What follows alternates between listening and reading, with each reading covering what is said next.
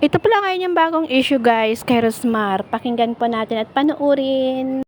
Kami dito para mag-enjoy. Ito ang gagawin. Ikabash pa kami. Promote kami ng preso. Sutukan daw sila na rin. Doon naman pa yung babae na yun. Babae yun? Ikaw kaya yung na yun? Ikaw yan.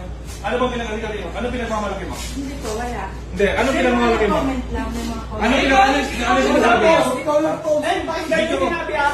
Di ba Martin malakas? Ginamit nyo lang mga taga-konol para sa vlog-vlog nyo at sa comment. Dismayado dahil naghintay sila ng isang oras at gutom.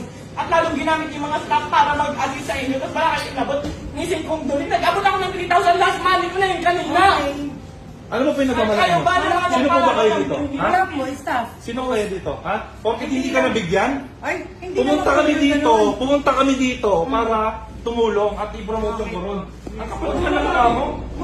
Tumutulong na kami. Sino ba nagmamalaki nito? Ha? Ba't pinapayagan ninyo yung mga ganitong staff ng munisipyo? Dapat kayo ngayon Gusto nyo nabigyan. Di ba? Umuwi daw siya. Hindi naman daw siya nabigyan. Ate, ano ba mayor dito? Sino mayor dito? Tingnan nyo nga, mayor! Mayor! Nandito po kami para tumulong. Ay, no, mga matatanda sana na. Promote kami rito para i-promote ang police ng Palawan. Tapos Tapos mo kami. Oo.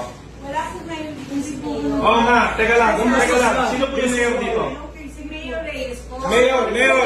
Mayor Reyes. Nananawagan po kami na ganito pong klase ng mga